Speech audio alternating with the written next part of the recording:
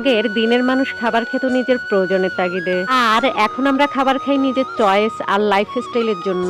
আজ বিকাল বেলা বানালাম সেই হারিয়ে যাওয়া আটার রেসিপি। অভাবের তাড়নায় মানুষ এগুলো এতই খেত যে এক মুঠো ভাতের জন্য কান্না করে দিত। আজ আমি সেই পুরনো দিনের খাবার লাউ তরকারি ও আটার ডুডি রান্না করব। প্রথমে আমি লাউয়ের রেসিপিটা তোমাদের মাঝে শেয়ার করছি, কারণ লাউ রান্না করতে একটু সময় লাগলেও লাউয়ের তুলনায় ডুডি রান্না করতে একটু সময় লাগে না, তাই সবার আগে লাউ রান্না করছি। এ পর্যায়ে লাউয়ের খোসা ছাড়িয়ে পিস পিস করে কেটে নিচ্ছি। লাউটা কিন্তু খুবই তরতাজা ও সতেজ ছিল। লাউটা আমি বাজার থেকে কিনে আনি নাই, এটি বাড়ির পাশে এক কাকির কাছ থেকে কিনেছি।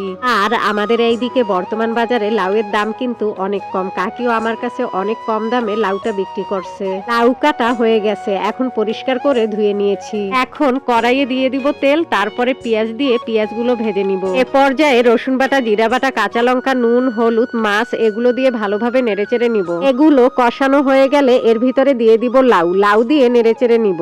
আর ঘরে তেমন কোনো মাছ ছিল না, হাতের কাছে যে মাছ ছিল সেই মাছ দিয়েই লাউ রান্না করতেছি। লাউটা এতই ভালো ছিল, কষানো অবস্থায় মনে হচ্ছে হয়ে গেছে। তরকারিতে কোনো পানি দেওয়া লাগে নাই, লাউয়ের গায়ে যে পানি ছিল সেই পানি দিয়েই লাউ রান্না হয়ে গেছে। এখন ডুডিগুলো বানিয়ে ফেলবো। ডুডিগুলো বানানোর জন্য বড় একটা থালায় আটাগুলো নিয়ে নিচ্ছি, তারপরে নুন দিয়ে আটাগুলো মাখিয়ে নিব। আর আটার উপরে এইভাবে পানির সিট দিয়ে মাখিয়ে নিব।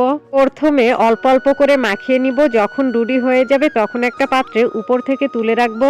এইভাবে পানির সিট দিয়ে ডুডিগুলো বানাতে থাকবো এবং উপর থেকে তুলে রাখবো। সব ডুডি একসাথে বানাবো না, একসাথে বানালে ডুডিগুলো পারফেক্ট হবে না। অল্প অল্প পানির সিট দিয়ে অল্প করে ডুডিগুলো বানিয়েছি, সেজন্যই ডুডিগুলো এত পারফেক্ট হয়েছে। ডুডিগুলো বানানো হয়ে গেছে, এখন ডুডি সিদ্ধ করা পাতিলে ডুডিগুলো সিদ্ধ করে নিব। সিদ্ধ করার জন্য প্রথমে একটা টিনের পাতিলে পানি দিয়ে তার উপরে মাটির হাঁড়ি বসিয়ে সেই হাঁড়িতে ডুডিগুলো সিদ্ধ করে নিচ্ছি। তারপরে কয়েক মিনিট পর ডুডিগুলো একটু নেড়েচেড়ে উল্টিয়ে পাল্টিয়ে দিচ্ছি। ডুডির এই রেসিপিটা কিন্তু খুবই কমন এবং সহজ, খুব সহজেই এটি বানানো যায় এবং এটি তৈরি করতে খুবই অল্প সময় লাগে। ডুডিগুলো সিদ্ধ করা হয়ে গেছে, এখন এগুলো খাবার পালা। ডুডি এবং লাউ এই রেসিপিটা বিকালবেলা তৈরি করেছিলাম। আমাদের গোপালগঞ্জের সব ধরনের মানুষের কাছে ডুডি এবং লাউ খুবই কমন একটা খাবার। আমাদের এলাকায় এই খাবারটা পুরনো হলেও সবার পছন্দ।